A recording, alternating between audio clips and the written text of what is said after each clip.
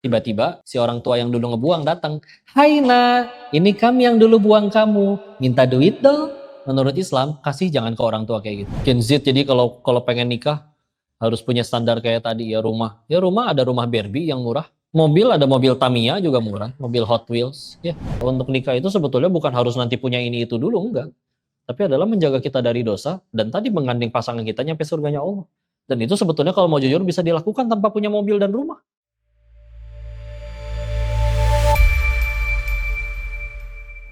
Ya dalam Islam kita lihat ya posisi orang tua tuh sebegitunya. Bahkan banyak sekali ayat-ayat kayak contoh di Al-Baqarah ayat 83 ya.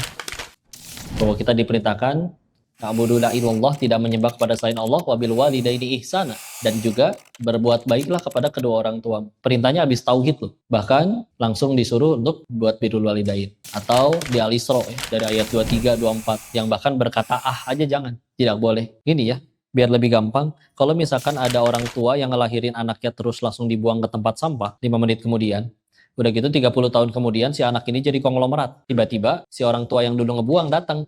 Hai nak, ini kami yang dulu buang kamu. Minta duit dong. Menurut Islam, kasih jangan ke orang tua kayak gitu. Loh, dia udah jahat loh kok. Ya dia jahat nanti ada tanggung jawabnya di hadapan Allah. Kita kan berbuat baiknya bukan supaya dia suka. Biar Allah suka weh. Dia jahat dia yang rugi. Segitunya. Orang tua itu bahkan kalau sudah sampai berkata, nak, 1 tambah 1 itu 5 ya nak. Iya bu, jangan dibantah. Selagi perintahnya nggak suruh nyembah selain Allah, selagi perintahnya nggak suruh ngelarang kita sholat, atau nggak nyuruh kita maksiat. Surganya di kaki orang tua. Sepenting itu, izin ya mohon maaf ya. Satu dunia membencimu, tapi orang tua kalau malam sambil sholat tahajud, ya Allah hamba ridho, terima kasih engkau anugerahkan putra seperti ini.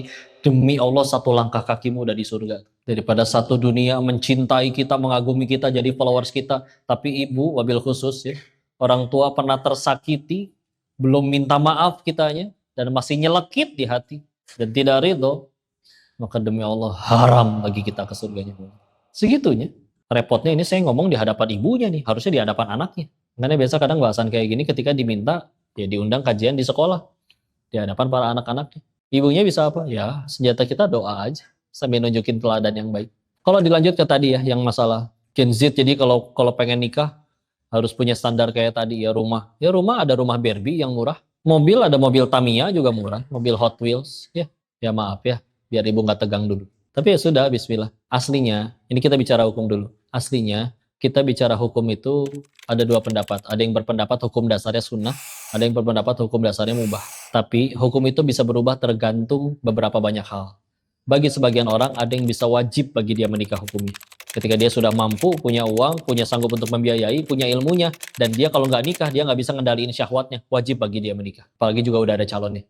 Tapi ada yang misalkan ternyata bisa jadi bagi sebagian orang haram bagi dia menikah. Ketika dia nggak sanggup untuk ya tadi menafkahi, ilmunya nggak cukup, sedangkan ternyata dia masih sanggup untuk menahan syahwatnya. Lalu kalau bicara seperti itu hukum, Imam Nawawi memilih tidak menikah. Tapi dihasilkan sekian banyak kitab dalam hidupnya. Sampai kalau dihitung jumlah umurnya, dibagi jumlah kitabnya, maka sehari menghasilkan 4 lembar tulisan baru. Sehari 4 lembar tulisan baru. Sedangkan nggak mungkin baru lahir langsung nulis. Ada fase menuntut ilmunya dulu, tapi beliau seproduktif itu. 2 tahun dalam hidupnya pernah punggungnya nggak ketemu kasur. Tidurnya setiap kali nulis, kecapean, ketiduran. Setengah jam bangun, nulis lagi. Nggak kuat, ketiduran lagi. Ninggalin meja, cuman ketika sholat, ngajar, belajar, sama ke toilet aja udah. Setiap matahari terbit sampai tenggelam ikut 12 kajian ilmu. Setiap malam sampai matahari terbit lagi menuliskan ilmu. Segitu produktifnya.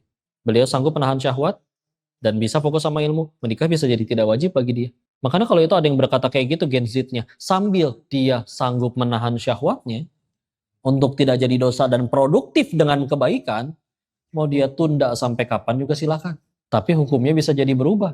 Ketika dia udah nggak sanggup nahan syahwat setiap hari, mohon maaf nonton yang nggak boleh. Terus padahal uang sudah sanggup, ilmu sudah ada, sudah kerjaan sudah stabil, calon juga misalkan ada. Tapi dia memilih tetap nggak mau nikah karena belum ada rumah, ya itu baru jadi tidak boleh untuk dia. Ngajarinnya berarti gimana? Pentingnya kita jadi orang tua yang teladan. Karena orang makin gede itu, setiap kali dengerin orang ngomong, makin ngeliatin ini orang punya apa? Wajib nggak? Layak nggak saya dengerin?